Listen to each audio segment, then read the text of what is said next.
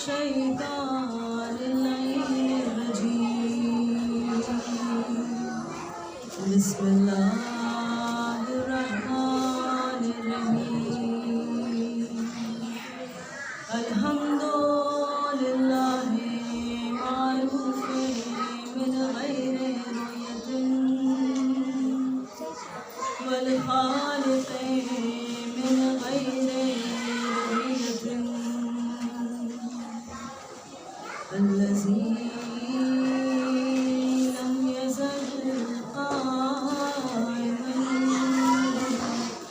دائما بلا سماع ذات ولا جن ولا ليل لا جن ولا بحر ساجن ولا أرض ذات مهاد ولا خلق ذو اعتماد والصلاة والسلام وتحية والإكرام على نبي الرحمة وخازن المغفرة وقائد الخير والبركة ومنقذ العباد من هلكة سيدنا ومولانا بالقاسم محمد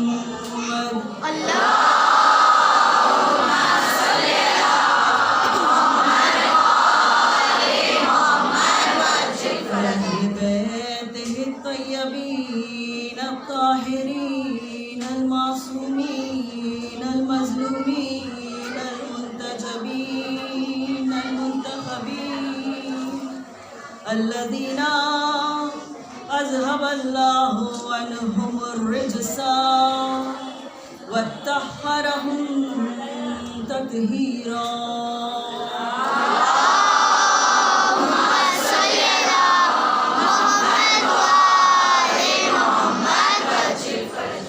أما بعد فقد قال رسول الله صلى الله عليه وآله وسلم إن ابنتي فاطمة سيدة النساء العالمين في الأولين والآخرين صلوات على محمد وعلى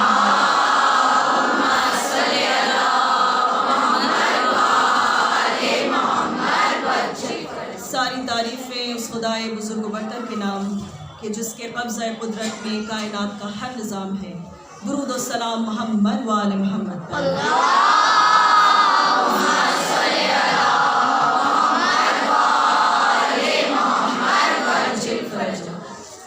کنیزان سیدہ، عزاداران سید الشہداء، وقت کی پابندی کے ساتھ سوگ کے ان ملبوسوں کو پہن کر جب آپ یہاں موجود ہیں، اس فرش پر تمیز اور تہذیب سے آپ کا موجود ہونا اس بات کی دلیل ہے کہ آپ کسی عظیم ہستی کے غم میں مبتلا ہیں.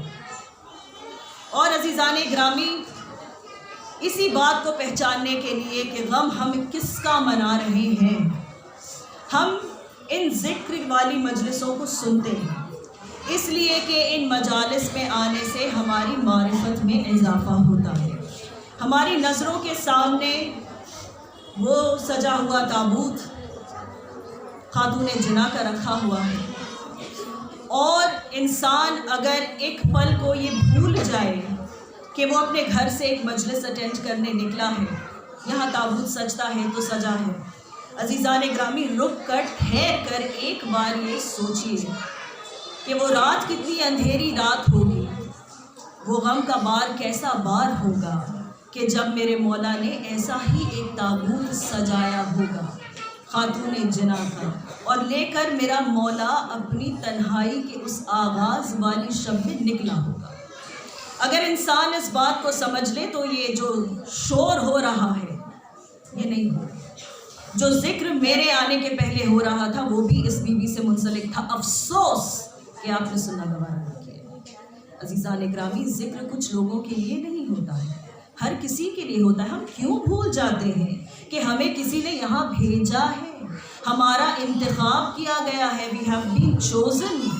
ہمیں یہاں ایک مقصد سے بھیجا گیا ہے۔ کس نے بھیجا؟ اسی فاطمہ کے بیٹے نے بھیجا، اس زمانے کے معصوم نے بھیجا، اس نیت سے بھیجا کہ جاؤ اور بہتر بن کر آؤ، تاکہ جب میں آؤں تو پکار کر کہہ سکوں یہ ہماری صفوں میں آئے گا انشاءاللہ۔ درود پڑھیں اللہ۔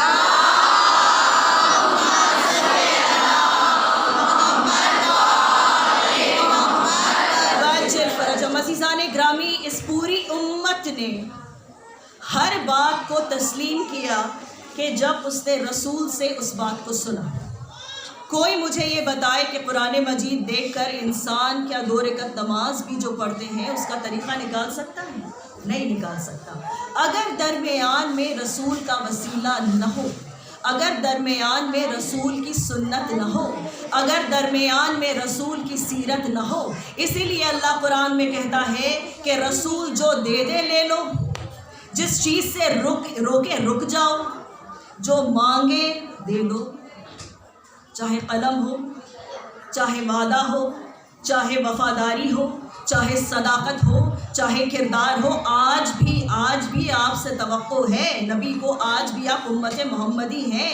عزیزان گرامی، اللہ کہہ رہا ہے جو محمد نے لے لو، جس چیز سے روکے رک جاؤ، تو سمجھ میں آ گیا کہ اللہ کی اطاعت کا محض ایک طریقہ ہے، وہ یہ کہ رسول کی اطاعت کی جائے۔ ہر چیز کا تعارف اور ہر چیز کی تعریف ہمیں تبھی قابل قدر ملے گی، ہمیں تبھی ٹرسٹ وردی ملے گی، ہمیں تبھی کنوکشن والی ملے گی کہ جب رسول کی سچی زبان کی مہر لگ جائے۔ کون سی زبان؟ کہ جو اللہ کے اشارے کے بغیر جنبش بھی نہیں کرتی، تک نہیں کہتی۔ اللہ یہی کہتا ہے وَمَا يَنطِقُ عَنِ الْهَوَىٰ إِنْ هُوَ إِلَّا وَحْيٌ يُوحَىٰ، کہ جب تک ہم نہیں کہتے یہ نہیں کہتا، جب تک ہم نہیں کہتے یہ نہیں کرتا۔ تو وہ کہہ رہا ہے اِنَّ ابْنَتِي فاطمہ سیدۃ النساء العالمین فی الاولین والآخرین۔ عزیزان گرامی، میری بیٹی فاطمہ، رسالت مآب کا ارشاد ہے، میری بیٹی فاطمہ سیدۃ النساء العالمین ہے، یعنی عالمین میں جتنی نساء ہیں، عالمین میں جتنی عورات ہیں، جتنی خواتین ہیں، جتنی مستورات ہیں، ان سب کی سیدہ، ان سب کی رہنما، ان سب کی سردار کون؟ فاطمہ بنت محمد۔ ایک درود پڑھے مل کر۔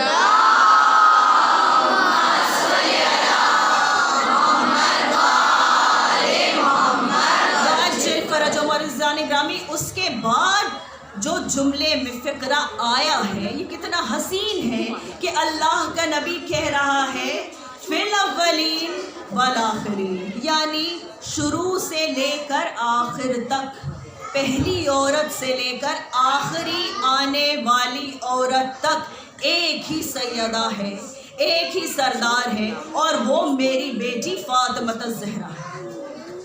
توجہات اس طرف مائل رکھیں۔ تو عزیزان گرامی، اللہ کے سچے نبی نے کہ جس کی زبان پر وحی کے تالے ہیں، قرآن کی مہر ہے، وہ کہہ رہا ہے ان ابنتی فاطمہ سیدۃ النساء العالمین۔ ٹھیک ہے، اچھی بات ہے، اگر یہی بات رک جاتی تو مرتبہ سمجھ میں نہیں آتا، لیکن ہم انسان ہیں نا، ہمیں 2 چیزیں ہمیشہ رول کرتی ہیں، ایک ٹائم اور ایک سپیس۔ آپ کسی سے مجلس کا وعدہ لینے جاتی ہیں، اپنی بیٹیوں سے، بہنوں سے مخاطب ہوں، میرے بزرگ جو یہاں چہرے مجھے نظر آ رہے ہیں مجھ سے کہیں بہتر جانتے ہیں۔ عزیزان گرامی سنیں، آپ کسی سے مجلس کا وعدہ لینے جاتی ہیں، یا آپ سے کوئی مجلس میں شرکت کے لیے کہتا ہے، کتنی خوبصورت یہ بات ہے نا عزیزان گرامی کہ کوئی کسی سے یہ کہے کہ میں نے مجلس کا انعقاد کیا ہے، ضرور آئیے گا۔ نہ بلانے والے کے لیے اس سے بڑی فضیلت ہے، نہ آنے والے کے لیے اس سے بڑی فضیلت ہے۔ اور عزیزان گرامی، آپ کیا پوچھتے ہیں کہاں ہے، کس وقت ہے؟ دو چیزیں, ٹھیک ہے, the two factors that guide everything, time and space. اس وقت یہ مجلس ہو رہی ہے, ٹھیک ہے, یہ کہاں ہو رہی ہے؟ امام بارگاہ گول گچھی. کس وقت شروع ہونے والی تھی؟ الحمدللہ 7 بجے, اور 7 بجے شروع ہوئی. ٹھیک ہے, تو دو چیزیں ہیں جو ہمیں ہمیشہ رول کرتی ہیں, ہمیشہ گائیڈ کرتی ہیں. اور عزیزان گرامی, انسان کی جو یہ لمیٹڈ سوچ ہے, جہاں تک وہ دیکھ سکتا ہے, جہاں تک وہ سوچ سکتا ہے, جہاں تک وہ سمجھ سکتا ہے, اس میں ٹائم اور سپیس کے باہر کوئی چیز ہے ہی نہیں. اس کے لیے ٹائم اور سپیس کے باہر یعنی زمان, وقت اور مکان, ٹھیک ہے, ایک ظرف زمان ہے, ایک ظرف مکان ہے. پریشان تو نہیں ہو رہے ہیں؟ درود پڑھ کر بتائیں.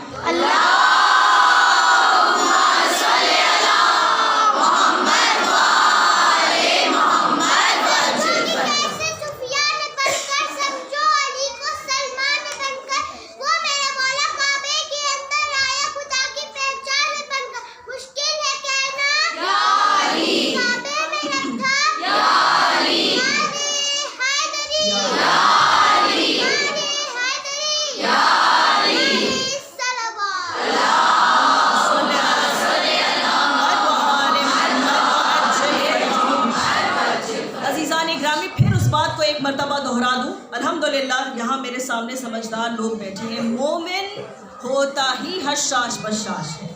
مولا علی کا ماننے والا کبھی بے وقوف نہیں ہو سکتا, کبھی جاہل نہیں ہو سکتا. اور وہ بی بی کے جو عالمہ فاضلہ ہے, اس کی ماننے والی کوئی کنیز کبھی جاہل ہو نہیں سکتی. اپنے کو آمادہ اور تیار کیجئے علم سے, اس لیے کہ جب میرا مولا ظہور کرے گا انشاءاللہ, جس کے پاس جتنا علم ہوگا, غور سے سنیے اس بات کو, چاہے علم دنیاوی ہو چاہے علم دینی ہو, وہ اتنے آگے کھڑا ہوگا, وہ اتنا قریب ہوگا. ایک ہی کرنسی ہے جو اس زمانے میں چلے گی, علم. اس لیے کہ علم کردار ساز ہوتا ہے. تو عزیزان گرامی, دو ہی باتیں ہیں, یا وقت ہے یا جگہ ہے, اور اس کے باہر کوئی چیز ہوتی نہیں ہمارے لیے. تو عزیزان گرامی, آپ دیکھیے کہ رسالت مآب نے جب یہ جملہ کہا تو یہاں پر زمان بھی بتا دیا, یہاں مکان بھی بتا دیا. ان ابنتی فاطمہ سیدۃ النساء العالمین.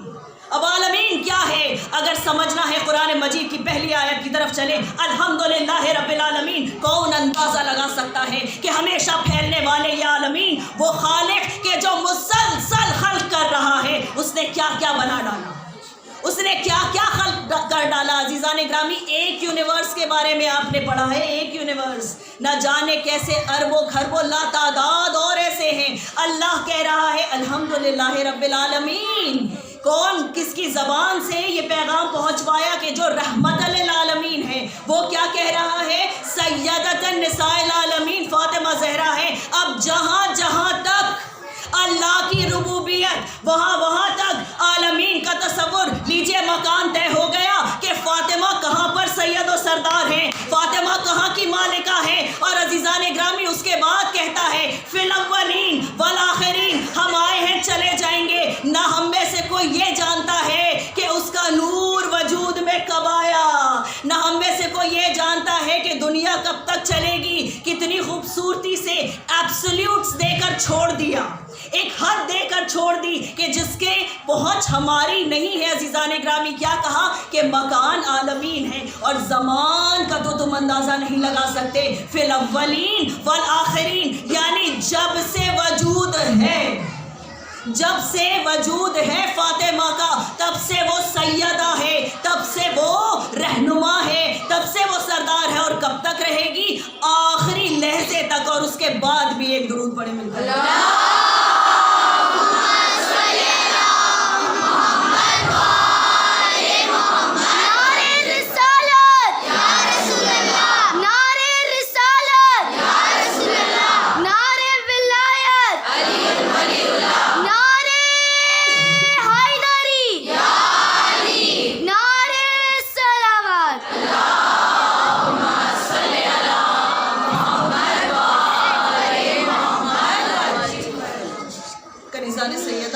ہم کنیزان سیدہ کہلانے کے لیے تو یہ جد و جہد کر رہے ہیں. ہماری تو یہی کوشش ہے نا کہ جب میدان محشر میں, کل جیسا میں نے آپ کے سامنے عرض کیا تھا, یاد تو ضرور ہوگا انشاءاللہ, اور مجھ سے بہتر یاد ہوگا کہ جب بی بی چاہیں گی, جس کو چاہیں گی بہشت میں داخل کروائیں گی. اس کی شفاعت کریں گے. اور عزیزان گرامی یہ جو جد و جہد ہے ہماری اس دنیا میں وہ کس لیے ہے کہ ہمارا شمار بھی بیوی کی کنیزوں میں ہو. اگر کنیزوں میں نہ بھی ہوا تو بیوی کی کنیزوں میں ہو. عزیزان گرامی ہم تو وہاں تک پہنچ بھی نہیں. درود پڑھیں مل کر. آگے آ جائیں پیچھے سے.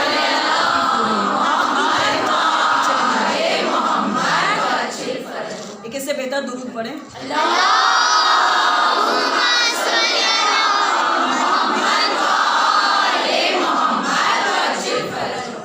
اپنی توجہات اس طرف مائل رکھیں جیسے کہ آپ نے ساتھ دیا ہے. آپ کی محبتوں کی ممنون ہوں. بہت ہی الحمدللہ خاموشی سے آپ سن رہے ہیں. ناز ہے مجھے اس بات پہ کہ ہمارے یہاں جو تمیز و تہذیب ہم گرون اپس پہ دیکھتے ہیں, اڈلٹس پہ دیکھتے ہیں, وہی بچوں میں بھی آ جاتے ہیں. عزیزان گرامی ہم سے اکثر یہ کہا جاتا ہے کہ آپ کی کمیونٹی کے بچے بہت ویل گرومڈ ہوتے ہیں, یہ ماحول اٹھائے ہوئے ہوتے ہیں. اس کو ایکسپریس کرنا ذرا مشکل ہے, اردو کی خوبصورتی ہے. یہ وہ ماحول اٹھائے ہوئے ہوتے ہیں, بڑے گرومڈ ہوتے ہیں, انہیں بولنا بھی آتا ہے, وہ لے بھی جانتے, سر بھی جانتے, تال بھی جانتے, سب کچھ کیسے جانتے. ہم کہتے ہیں مجلسوں کی دین ہے.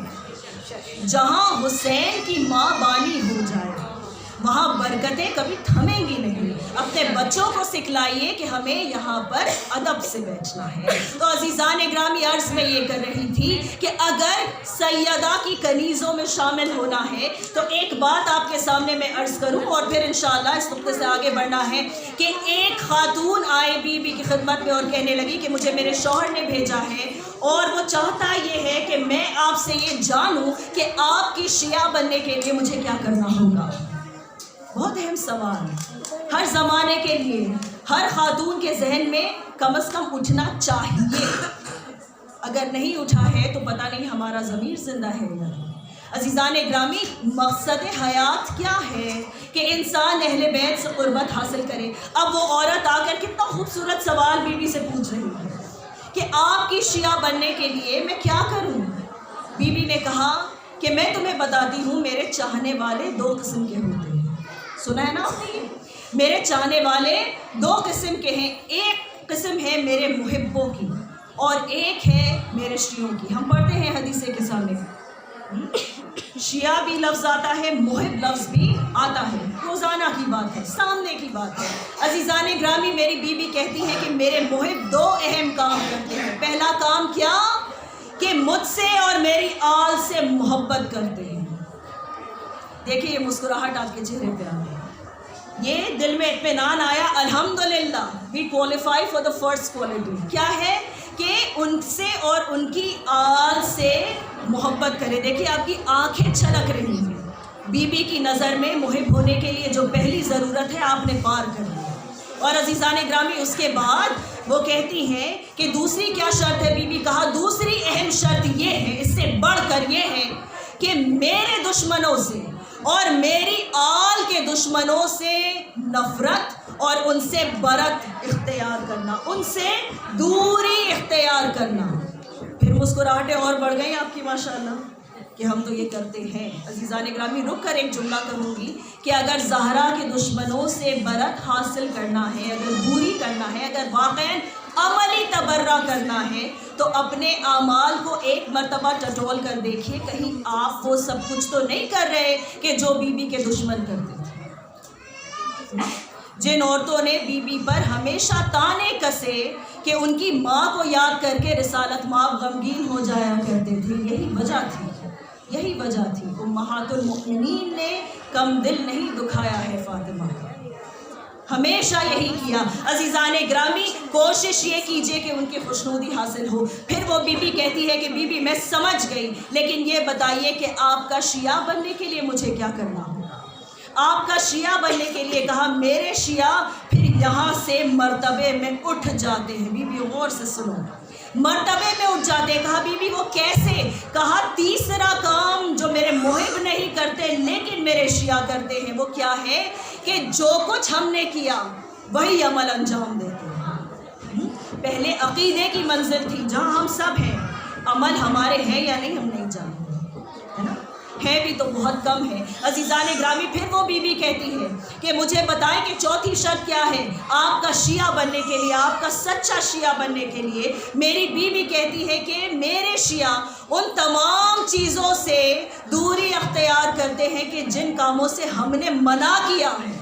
تو عزیزان گرامی، سمجھ میں آ گیا کہ عقیدے کی منزل پہ تو سب ماشاءاللہ مضبوط ہیں، لیکن اعمال ہمارے اللہ کو معلوم۔ عزیزان گرامی، اسی لیے جب ہم فرش عزا پر آتے ہیں نا، بار بار ان باتوں کو دہراتے ہیں۔ بی بی کی میں نے آج تک کوئی مجلس نہیں پڑھی کہ جس میں میں نے یہ ذکر نہیں کیا ہوگا سوائے کل کی مجلس کے، اس لیے کہ دامن وقت میں گنجائش نہیں تھی۔ مجھے اچھے طریقے سے یاد ہے کہ اس روایت کو میں ضرور دہراتی ہوں، خود اپنی یاد دہانی کے لیے، اور دعا پھر سب مل کر یہ کریں جیسے ہمیشہ کرتے ہیں کہ بی بی اس وقت، اس لہجے سے، اس لمحے سے یہ توفیق عطا فرمائیے کہ آپ کے محب سے آپ کے شیعہ ہونے تک کا ہم یہ سفر کم سے کم شروع کریں۔ ایک درود پڑھیں۔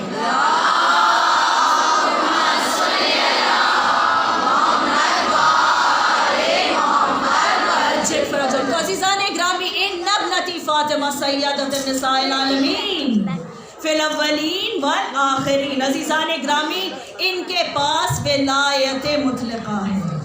اگر علی مولانا ہے تو فاطمہ مولاتنا ہے نا۔ تو عزیزان گرامی، یہ مرتبہ اس بی بی کو حاصل ہے کہ دنیا میں ہر عورت جو ہے اس کی زندگی کا کچھ حصہ نجاست میں گزرتا ہے، ایسا ہے یا نہیں ہے؟ اور اس کی وجہ سے وہ عبادت سے محروم ہو جاتی ہے۔ یہ اس کی کوئی خامی نہیں ہے، یہ اللہ کا نظام ہے، یہ قدرت کا انتظام ہے، لیکن اس کی عبادتیں زندگی میں مکمل نہیں ہوتی۔ مجھے وضاحت کرنے کی ضرورت نہیں، ہم قضا روزے رکھتے ہیں، ہم نماز آیات قضا پڑھتے ہیں، ہے نا۔ تو عزیزان گرامی، اللہ کہہ رہا ہے کہ میں نے ایک ایسی بطول عذرا بنائی ہے، میں نے فاطمہ کو ایسا بنایا ہے کہ جس کے وجود شروع ہونے سے لے کر ہمیشہ اس کے پاس یہ صفت ہے کہ وہ کبھی بھی ایک لمحے کے لیے بھی نجاست میں مبتلا نہیں ہے، اور اس کا کوئی بھی لمحہ لحظہ کبھی بھی میری عبادت سے خالی نہیں ہے۔ عزیزان گرامی، یہ ہم اپنی کتابوں سے کہیں تو کیا کہیں، لیکن سچی ام المؤمنین حضرت عائشہ رضی اللہ تعالی عنہا یہ فرماتی ہیں کہ میں اس بی بی کی پاکیزگی کے بارے میں کیا کہوں کہ جو ظہر کے وقت جس کی گود میں حسن آئے ہوں اور عصر کے وقت میں نے اسے سجدہ کرتے دیکھا ہے۔ درود پڑھیں۔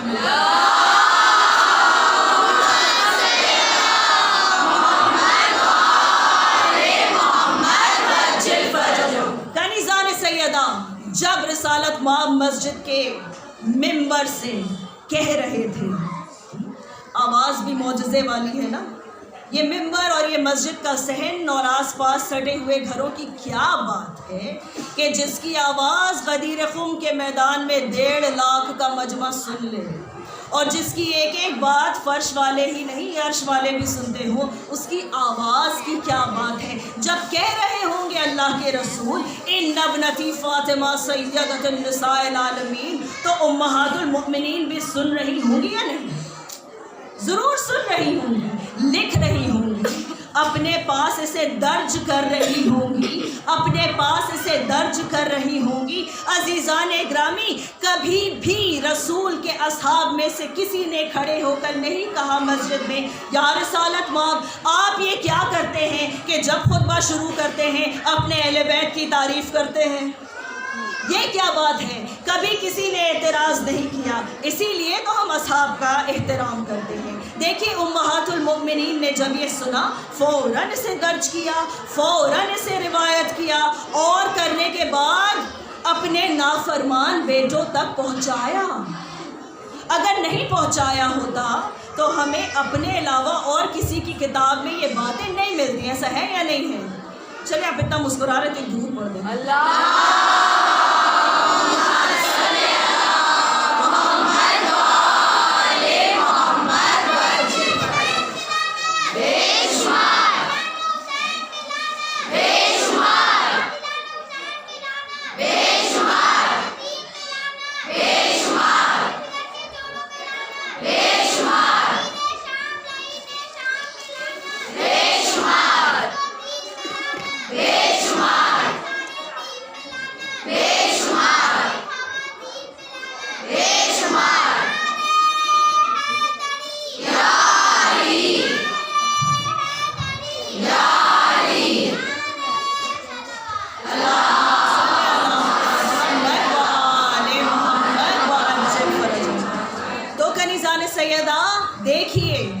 کہ جب یہ بات سنی ہوگی تو درد ضرور کیا ہوگا، سنا تو سب نے تھا، احترام کس نے کیا؟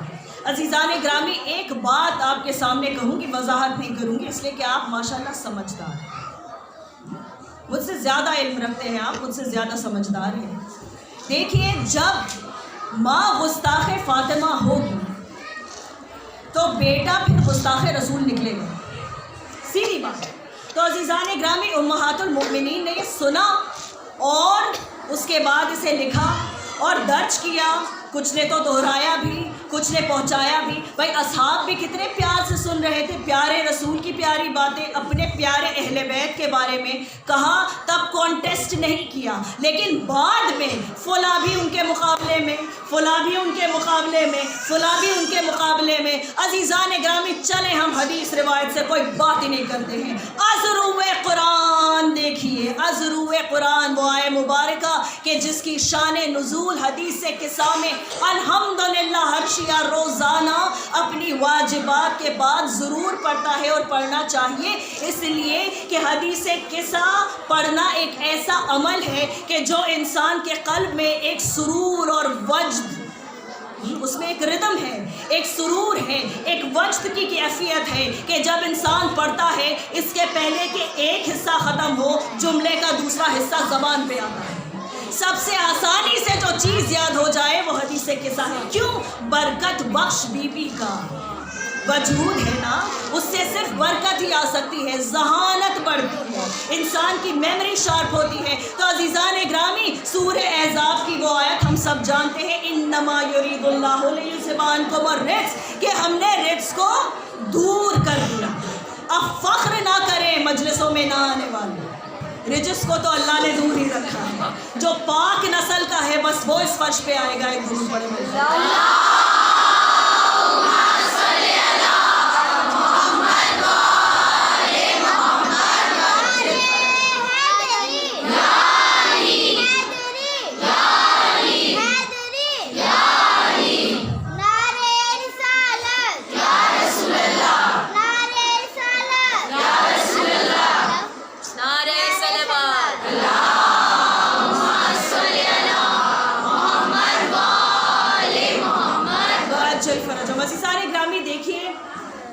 طنز ونز نہیں کرتے، ٹھیک ہے نا، ہم ہمیشہ محبت سے بات کرتے ہیں۔ محبت سے ایک بات سمجھانا چاہتی ہوں اپنے سے چھوٹوں کو، اپنی بیٹیوں کو، اپنی بہنوں کو سمجھانا چاہتی ہوں کہ جب لوگ جھوم جھوم کر قرآن پڑھ لیتے ہیں اور اس کی الٹی سیدھی تفسیر بھی کہیں سے پڑھ ہی لیتے ہیں، پڑھنے کے بعد یہ کہتے ہیں کہ آپ نے سورہ احزاب میں نہیں پڑھا، اللہ کہہ رہا ہے یا نساء النبی، اور 3 آیات کے بعد پھر یہ آیت آتی ہے۔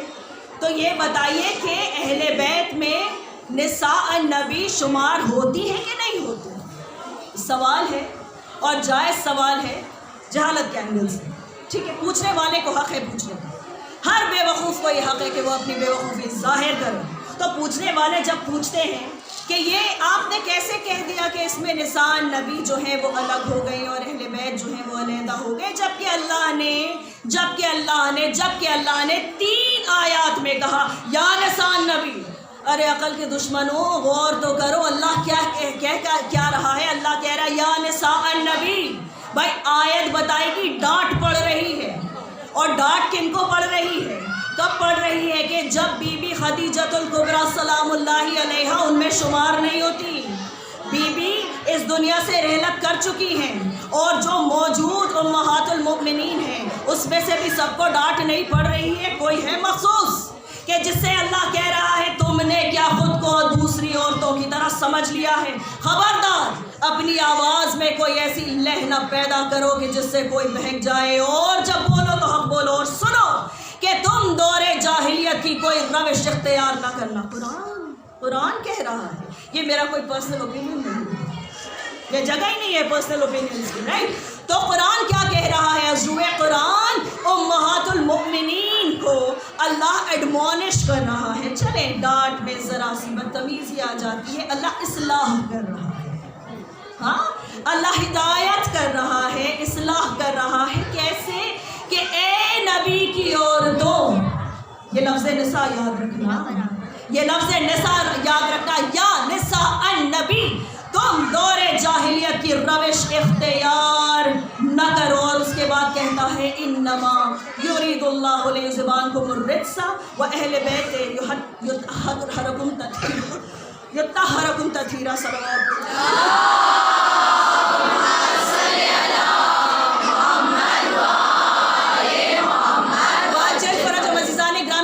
سپورٹ میں صرف ایک بات آپ کے سامنے عرض کروں گی، زیادہ وقت تو نہیں لے رہی ہوں، آپ کا پریشان تو نہیں ہو رہے ہیں بھائی، آپ کے چہرے تو یہی بتا رہے کہ الحمدللہ مسرور ہیں آپ.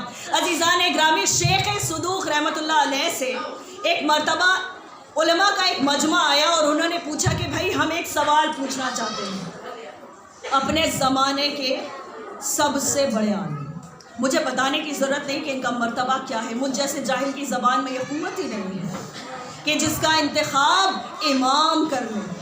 عزیزان گرامی، ان سے پوچھا گیا کہ بھائی کیا ضروری ہے کہ ہم کسی سے نفرت کا اظہار کریں تب علی سے محبت کا اظہار کریں؟ غور سے سنیں اس بات. کیا ضروری ہے کہ ہم پہلے کسی سے تبرع اختیار کریں، کسی سے برأت کا اعلان کریں اور اس کے بعد علی سے محبت کریں؟ کیا یہ ممکن نہیں کہ فلاں فلاں فلاں سے بھی محبت ہو اور علی سے بھی ہو؟ انعام نہیں لینا کہ فلاں فلاں فلاں سے بھی محبت ہو اور وہ بھی اور یہ بھی اور اللہ جانے کون کون اور علی سے بھی محبت ہو. ایک مرتبہ شیخ صدوق کہتے ہیں کہ ذرا کلمہ پڑھیے، ذرا کلمہ پڑھیے. کیا کہا بھائی؟ کلمہ کچھ بھی ہو جائے دوسرے جملے کے بعد پہلا جملہ تو سب کا کامن ہے نا، لا الہ الا اللہ. کہا آپ کے اسی کلمہ میں آپ کا جواب چھپا. کہا وہ کیسے؟ کہا کیا ضرورت ہے بتوں سے برات کا اعلان کرنے کی؟ یوں ہی کہو کہ ہم اللہ کو مانتے نہیں، اللہ گوارا نہیں کرتا. عزیزان گرامی، یہ مجاز ہے اللہ کے کلام کا کہ قرآن مجید میں پہلے نساء النبی کو ڈانٹ لگے گی، اس کے بعد فاطمہ کا مرتبہ بتایا جائے گا. ایک درود پڑھیں میرے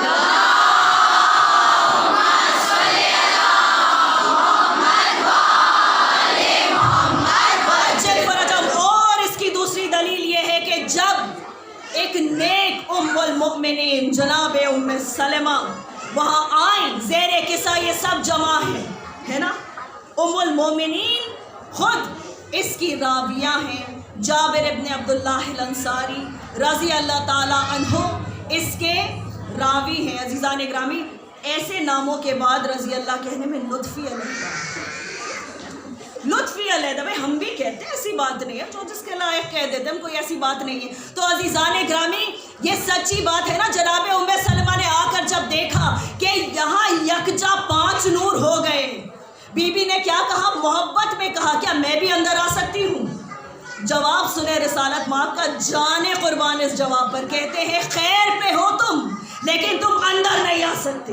تم خیر پہ ہو لیکن اندر نہیں آ سکتی، یعنی اندر اور کوئی آ ہی نہیں سکتا. حصار ہے نور کا، اس میں کوئی داخل نہیں ہو سکتا. تو بتا دیا کہ جب میری ایسی کوئی زوجہ کہ جو خیر پہ ہو، جو فاطمہ کی چاہنے والی ہو، جو حسنین سے محبت کرتی ہو، جو علی کو اپنا ولی اپنا امام مانتی ہو، اگر وہ اہل بیت میں شامل نہیں ہو سکتی تو پھر ان کا کیا کہنا کہ جس نے زندگی بھر فاطمہ سے دشمنی کی، جس نے ہمیشہ اس کے بچوں کا حق مارا، جس نے حسن کو دفن نہیں ہونے دیا اور جو تلوار لے کر علی کے خلاف میدان میں آ گئی. سمجھ میں آ گیا. اسی لیے رسالت باب نے کہا تھا کہ تم خیر پہ ہو اندر آ نہیں سکتی. تو عزیزان گرامی، سمجھ میں آ گیا کہ طہارت چاہیے، عصمت چاہیے، ولایت چاہیے. اور سنیں گے عزیزان گرامی امام خمینی کا ایک جملہ، میں نے اسے سنا ہے ایک بہت بڑے عالم سے، میں نے اسے پڑھا نہیں، لیکن اتنا ریسنٹ ہے اور ضرور کسی کتاب میں ہوگا. عزیزان گرامی، ہمارے ساتھ مسئلہ یہ ہے کہ ہمیں عربی فارسی پہ اس طرح کا کنٹرول نہیں ہے. لیکن میں اپنے بھائیوں سے اور اپنے بیٹوں سے کیا کہوں قوم کے کہ جنہوں نے آج تک ہمارے لیے ایک مسجد میں جماعت کا انتظام نہیں کیا، ان سے یہ سب کہنا کہ ہمیں اس چیز کی ضرورت ہے، اس چیز کی ضرورت ہے، بیجا ہے، بیجا ہے. They don't care about us. کیوں نہیں انتظام ہے؟ کیوں نہیں ہے؟ سوال کو ضرور پوچھیے کہ کیوں انتظام نہیں ہے. بہرحال اپنے موضوع سے میں ہٹنا نہیں چاہتی. تو عزیزان گرامی، عرض میں آپ کے سامنے یہ کر رہی تھی کہ امام خمینی نے یہ کہا ہے کہ جناب سیدہ ایک جبروتی ملکوتی الہی وجود ہے. اللہ ایک الہی وجود ہے، اللہ سے نسبت رکھنے والی الہی وجود ہے کہ جس کو اللہ نے ایک خاتون کی شکل میں نمایاں کیا، جس کو اللہ نے ایک خاتون کی شکل میں نمایاں کیا، ایک خاتون کی شکل میں بھیجا. عزیزان گرامی، امام خمینی کا یہ جملہ کتنا اہم ہے اور کتنا سچا ہے. ابھی میں آپ کے سامنے دہرا دوں اس بات کو کہ جب کسی نے مسجد نبوی میں نبی سے یہ پوچھا کہ یا رسول اللہ آپ یہ بتائیں کہ فاطمہ کا جب آپ احترام کرتے ہیں، جب آپ اس کے ہاتھوں کو چومتے ہیں، جب آپ اپنی جگہ سے اس کے لیے کھڑے ہو جاتے ہیں، یہ تو بتائیے کہ یہ احترام کیوں ہے؟ کہا وہ اس قابل ہے. کہا اچھا یہ بتائیے کہ آپ کی بیٹی کی خلقت کیسے ہوئی؟ جواب سننا اور درود پڑھنا، اس لیے کہ جواب ایسا ہے کہ جس کو سمجھ کر انسان اپنے ہوش کھو دے کہ نبی کہہ رہا ہے، اللہ کا رسول کہہ رہا ہے. کیا کہہ رہا ہے؟ کہ میری بیٹی فاطمہ کی خلقت اللہ نے اپنے نور عظمت سے کی ہے. ایک درود پڑھیں.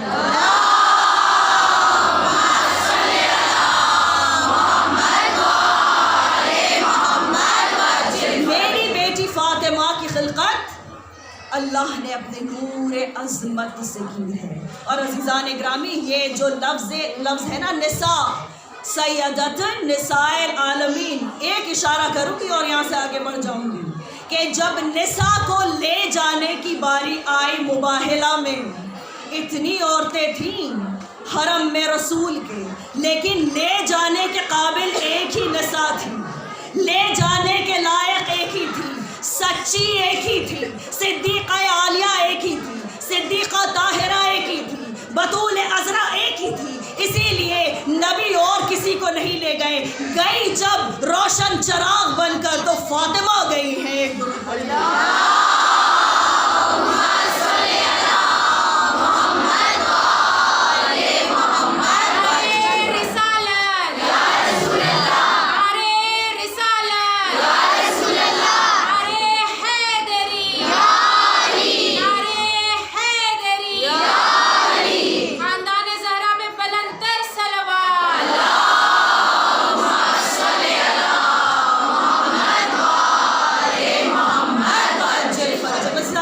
سوال ہمیشہ اہل بیت سے متعلق ہوتے رہے اور رسول نے ہمیشہ تعریفیں کی.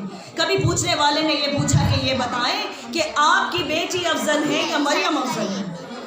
آپ کی بیٹی افضل ہے یا مریم افضل ہے؟ رسالت باپ نے کہا بے شک فاطمہ افضل ہے، بے شک فاطمہ افضل ہے.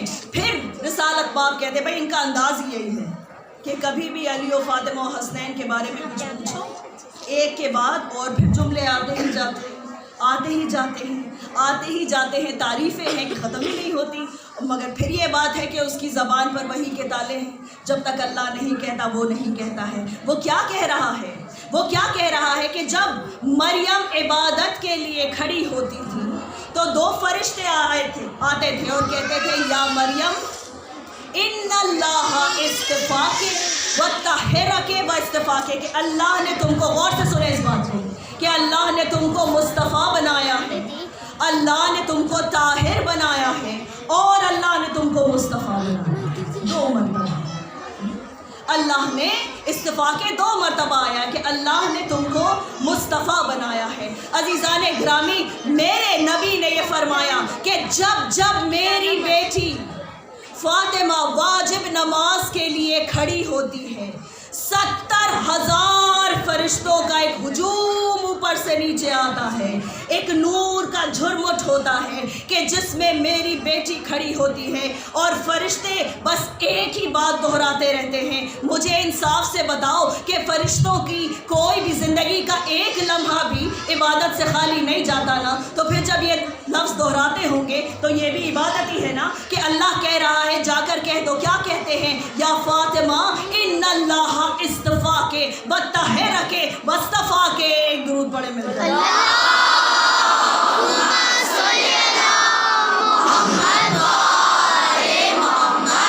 واصطفاکے سیدۃ النساء العالمین، کہ اللہ نے آپ کو مصطفیٰ بنایا عالمین کے نساء میں. اور اور عزیزان گرامی بس ایک روایت اور آپ کے سامنے پیش کروں پھر مصائب کی منزل، کیونکہ آج مقصد رو کر پرسان ہونا ہے کہ ہمارے امام کی غیبت شروع ہو گئی ہے، اور ایک شخص ہے کہ جو دربار میں موجود ہے خلیفہ وقت، اور کسی نے یہ کہا کہ بھائی ہم سمجھ نہیں پاتے ہیں کہ بار بار شیعان علی کیوں یہ کہتے ہیں کہ فاطمہ افضل ہے اور مریم رسول ہے، کیوں کہتے ہیں یہ؟ عزیزان گرامی لوگوں نے کہا کہ ایک دن کا وقت ہمیں دیجئے، علماء ہیں وقت لیتے ہیں، خاموشی سے سنیے اس بات، کہتے ہیں کہ ہمیں ایک دن کا وقت دیجئے، ہم ذرا قرآن کو آگے سے پیچھے سے ذرا دیکھ لیں۔ بھائی اس وقت بھی لوگ قرآن کی بہار والے مہینے میں جھوم جھوم کر ہی پڑھتے تھے، پڑھ کے نکل جاتے تھے، تو کہا ذرا سا وقت دے دیجئے، ہم تو دیکھنے والے ہیں۔ عزیزان گرامی لیکن جو باب العلم کا پیرو ہوتا ہے نا، اسے وقت نہیں چاہیے۔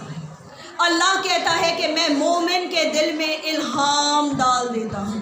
کبھی کبھی انسان ایسے جوابات ان کی وکالت پہ دے جاتا ہے، اہل بیت کی وکالت پہ دے جاتا ہے کہ جس کا اسے خود بھی یقین نہیں ہوتا کہ میں نے یہ کہہ ڈالا، یہ میں نے کہہ دیا۔ عزیزان گرامی ایک شخص جو عامہ میں بیٹھا تھا، آرڈینری لوگوں میں، وہ کھڑا ہوا دوسرے دن جب اس فیصلے پہ یہ پہنچے کہ مریم افضل ہے اور معاذ اللہ فاطمہ مفضول ہے، تو وہ کھڑا ہوا اپنی جگہ سے اور کہتا ہے کہ میں تمہیں بتاؤں کہ کون افضل ہے۔ اب وہ کہتا جاتا ہے اور آگے بڑھتا جاتا ہے، جب آگے بڑھنے لگا نا، ایک مرتبہ خلیفہ وقت نے کہا کہ دیکھ اگر تو ثابت نہیں کر سکا تو یہ تلوار ہوگی اور تیری گردن ہوگی۔ بھائی خرچ پہ پالے گئے علماء ہیں، اگر وہی فلاپ کر گئے ایک عام انسان کے سامنے تو بے عزتی تو خلیفہ کی ہے نا۔ اس نے کہا یہ تلوار ہوگی تیری گردن ہوگی، کیوں پرواہ کرنے لگا؟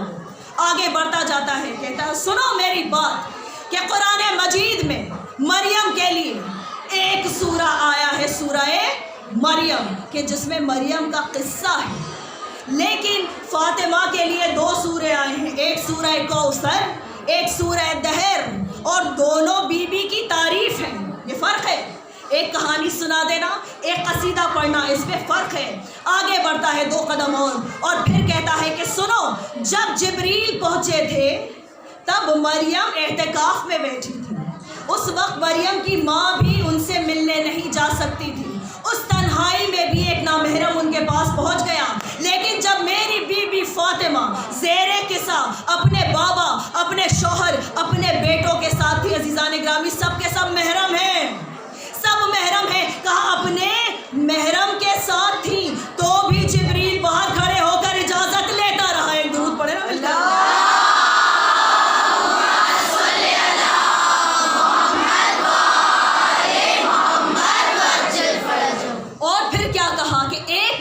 مریم کو کہا طاہرہ، قرآن مجید میں سورہ مریم نے، اور فاطمہ کے لیے جو طاہرکم تطہیرا کہا، یعنی خود بھی پاک ہے اور پاکیزگی ادا کرنے والی ہے، عطا کرنے والی ہے، یہ جس کو چھوئے وہ طاہر ہو جائے، جو اس سے منسلک ہو جائے وہ پاک ہو جائے۔ دیکھیے یہ نسلیں جو اس کی محبت میں سرشار ہیں، پاک ہیں، پاک ہیں۔ عزیزان گرامی پھر دو قدم آگے بڑھتا ہے، کہتا ہے کہ سنو مریم کا کوئی بیٹا شہید نہیں ہے، لیکن فاطمہ کے 10 بیٹے شہید ہو چکے ہیں اور 11واں بھی شہید ہوگا، 11واں بھی شہید ہوگا۔ اور اس کے بعد جب ایک دم نزدیک آ گیا نا، تلوار کے دستے پر خلیفہ کا ہاتھ ہے، سب اسے دم بخود دیکھ رہے ہیں کہ ہماری یہ داڑیاں، ہماری یہ کتابیں، ہمارا یہ روب، ہمارا یہ اللہ اللہ کرنا، ہمارا یہ ذکر کرنا سب دھرا کا دھرا رہ گیا۔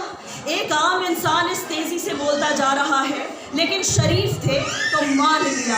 عزیزان گرامی اس کے بعد آ کر سب کے سامنے کہتا ہے کہ اب بھی اگر یقین نہیں آتا تو قیامت پر یقین رکھتے ہو؟ کہا بالکل رکھتے، ہم مسلمان ہیں۔ کہا پھر قیامت کا انتظار کرو، قیامت کا انتظار کرو، جب سمندر کے اوپر نماز کی صفیں بچھیں گی تو اپنی آنکھوں سے دیکھ لینا مریم کا بیٹا عیسیٰ پیچھے نماز پڑھے گا، فاطمہ کا بیٹا مہدی آگے نماز پڑھائے گا۔ ایک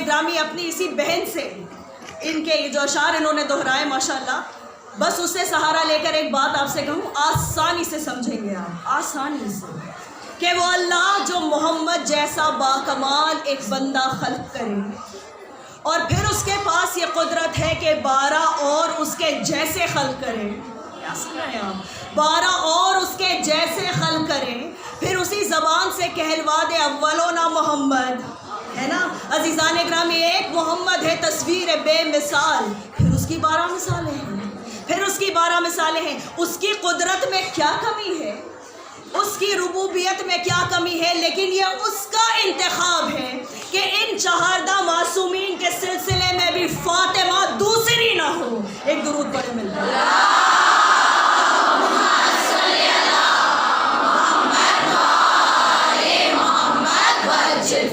بس کنیزان سیدہ، یہی تو ہم دنیا کو سمجھانا چاہتے ہیں کہ اب بھی وقت ہے، اب بھی وقت ہے کہ تم ان کوششوں میں نہ لگے رہو کہ بی بی کے حق کو دباؤ، ان لوگوں کو ان کے جرائم سے بری کرنے کی کوشش نہ کرو کہ جنہوں نے فاطمہ زہرا کے القاب میں مظلومہ، مجروحہ، مقتولہ کا اضافہ کر دیا۔ مقتولہ کسے کہتے ہیں کہ جسے قتل کر دیا گیا، مجروحہ کسے کہتے ہیں کہ جسے زخمی کر دیا گیا، مظلومہ کسے کہتے ہیں کہ جس پر ظلم کیا گیا، اور کیسا ظلم کیا گیا کہ بی بی پکار کر کہتی تھی کہ میرے بابا آپ کے بعد مجھ پر ایسی مصیبتیں ٹوٹی کہ اگر روشن دنوں پر پڑتی تو وہ مثل شب تاریک ہو جاتی، اگر پہاڑوں پہ ٹوٹتی ہے مصیبتیں تو وہ ذروں میں بدل جاتے ہیں۔ عزیزان گرامی، ذرا تصور کریں کہ بی بی کے درد کی انتہا کیا ہے۔ کل میں نے آپ کے سامنے عرض کیا نا کہ تلوار کے دستے کا وار ہوا بی بی کے شکم پر اور جناب موسیٰ اس دنیا سے چلے گئے۔ کتنے دن ہوئے ہیں رسالت مآب کو اس دنیا سے رحلت کیے ہوئے؟ محض 3 دن۔ تیسرا دن گزرا ہے، یہ تیسرے دن کی شب ہے کہ جب اسی دروازے میں آگ لگائی گئی ہے کہ جہاں رک کر اللہ کا نبی سلام کرتا تھا۔ پسلیاں ٹوٹ چکی ہیں زہرا، محسن کو کھو چکی ہے زہرا۔ عزیزان گرامی، اتنے صدمات کے بعد بی بی نے کیا کوشش کی ہے؟ بی بی نے اپنے شوہر کے لیے دفاع کا انتظام کیا اور اپنے امام کے حق کو مانگنے کے لیے بی بی وہاں پہنچی۔ عزیزان گرامی، جب بھی خطبہ فلق پڑھا کیجئے، ایک بات ہمیشہ زیر ذہن رکھا کیجئے کہ بی بی فلق مانگنے نہیں گئی تھی۔ جس کے صدقے میں اللہ جنت خلق کرتا جاتا ہو، اسے ایک باپ سے کیا سروکار ہے؟ ایک ذاتی وجہ یہ ہے کہ باپ کا دیا ہوا تحفہ تھا، اور باپ اگر بیٹی کو کوئی تحفہ دیتا ہے تو وہ اس سے اس کی جان سے زیادہ عزیز ہوتا ہے۔ اور دوسری وجہ یہ تھی کہ بی بی ظالم کے چہرے پر پڑا ہوا نقاب ہٹانا چاہتی تھی۔ وہ فصاحت ہے، وہ بلاغت ہے۔ عزیزان گرامی، بیٹوں کی گواہی جھٹلا دی گئی، شوہر کی گواہی کو قبول نہیں کیا گیا۔ عزیزان گرامی، حتیٰ یہ کہ ام ایمن کی گواہی کو بھی قبول نہیں کیا گیا۔ ایک مرتبہ بی بی پر ظلم سب سے بڑا کیا ہوا ہے سننا چاہتی ہو بیویوں؟ کہ اس 18 سال کی نوجوان لڑکی کے بال کب سفید ہو گئے۔ عزیزان گرامی، یہ لفظ میں استعمال نہیں کرتی اگر نفسیاتی زاویے سے میں اپنی ماں کو یہ سمجھانا نہیں چاہتی کہ جب جوان کو روتے ہو اور علی اکبر کے سینے میں گڑی بچی یاد کرتے ہو تو فاطمہ کی 18 برس کی گڑیل جوانی میں سینے میں گڑی کیلوں کو یاد کر لیا کرو۔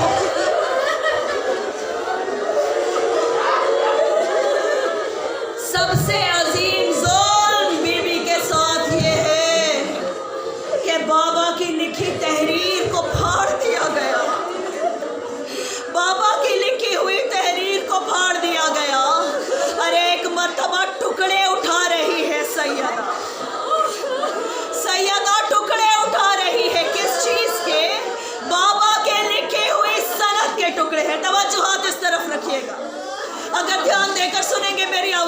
पहुंचेगी इंशाअल्लाह। अजीजान ग्रामी, बीबी ने टुकड़ों को चुना होगा, मेरा जी कहता है बीबी ने टुकड़ों को चुना होगा और उसके बाद अपने दामन में समेटा होगा ना, एक मरतबा गले जैसे लगाया होगा ना। बस मैं क्या कहूँ कि उन पैरों में वरमा गए था। एक मरतबा जब ज़ैनब पहुंची और ज़ैनब ने देखा फातिमा घर को पहुंची, पूछती है कि ऐ ज़ईफ़ा तू कौन है कि तू मेरी माँ के मुसल्ले पर बैठी।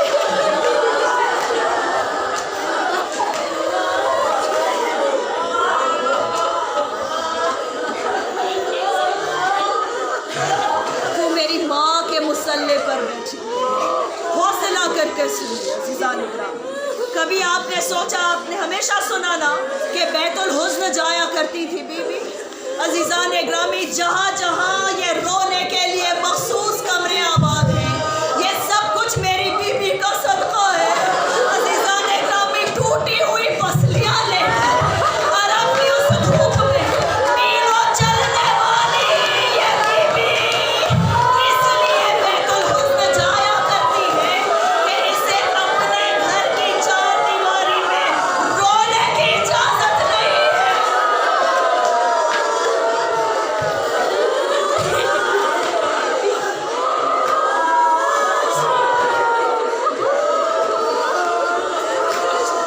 इसे अपने घर में, अपने घर की चार दीवारी में रोने की इजाज़त नहीं है।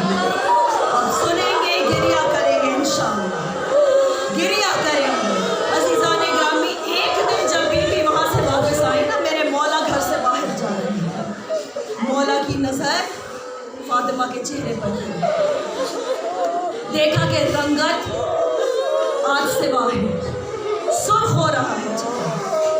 एक मर्तबा जैसे ही मेरे मौला ने पूछा कि बिन्ते रसूल, आज आपके चेहरे की रंगत क्यों बदली हुई है, सुनेंगे आप। मेरे मौला हसन मुज्तबा जवाब देते हैं, बाबा, बकी में खजूर के जिस दरख्त के नीचे बैठकर अम्मा रोती है, आज जब हम पहुंचे तो वो दरख्त काट दिया गया।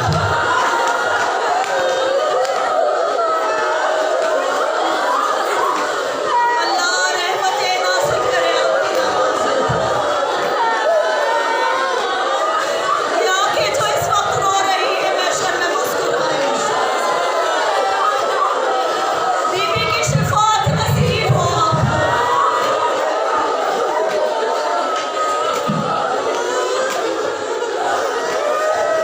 जिसका हक में है दुनिया का कुल पानी और नमक हो,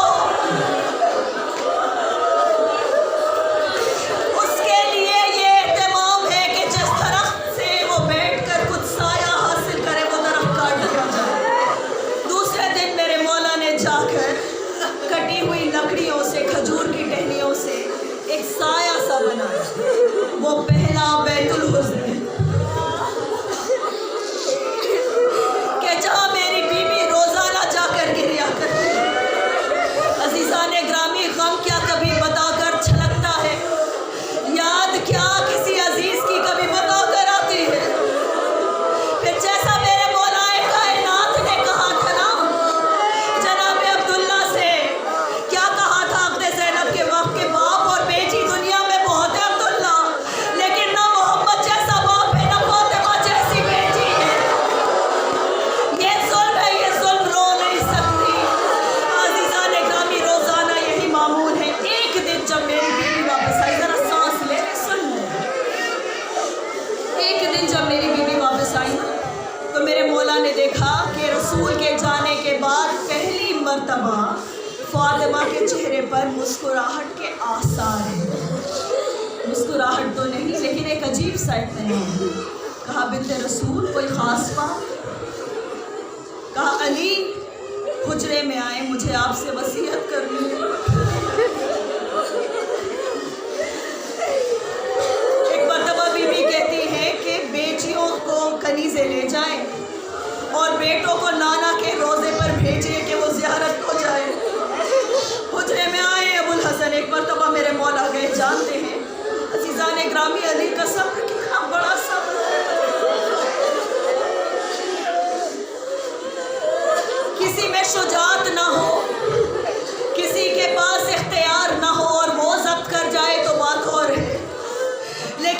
मुश्किल कुशाए कायनात हो, वो ज़हरा की तकलीफ देखता रहे और खामोश हो जाए। कितना अजीम सब्र है। मेरे मौला ने सुना ना वसीयत का लफ्ज़, मेरा मौला खामोश है, सर झुका कर हुजरे के दरवाजे को बंद किया। बड़े इख्तिसार से, बड़ी जल्दी से आपके सामने मैं पेश करूँगी। माशाअल्लाह आपने बहुत इंतज़ार किया, लेकिन रोकर पुरसा दीजिए अपने ज़माने के इमाम को। उसके तड़पने की एक बड़ी वजह ये है कि उसकी जद्दा की कब्र पे कोई साया नहीं है।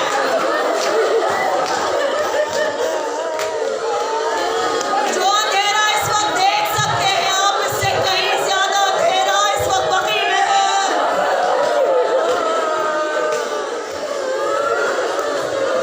हर इमाम को पुरसा दे अजीज़ान इकरामी, बस इख्तिसार के साथ जल्दी से मैं आपके सामने पेश करूँ कि एक मरतबा बीवी कहती है कि अबुल हसन, आज जब रोते रोते मुझे गशाया, मेरी आँख लगी, मैंने ख्वाब में अपने बाबा को देखा।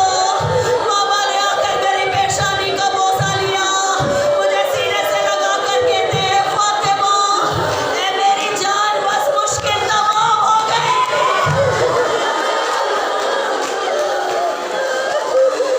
मेरे अहले बैत में मुझसे आकर मिलने वाली तू सबसे पहली है।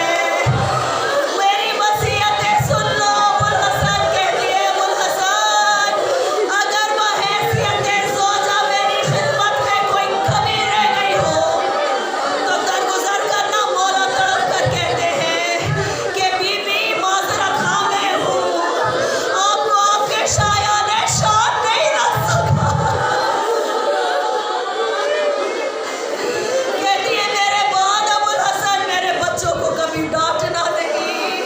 मेरा मौला तड़प कर कहता, आपके बच्चे मासूम हैं बीबी, उनसे कभी ये इम्कान ही नहीं है कि वो मेरी मर्जी के बरखिलाफ कुछ करे। फिर मेरी बीबी एक अजीब जुमला कहती है, कहती है, अबुल हसन मुझसे वादा कीजिए कि मेरे जनाजे में आप उनको शरीक नहीं होने देंगे कि जो मेरे मोहसिन के कातिल।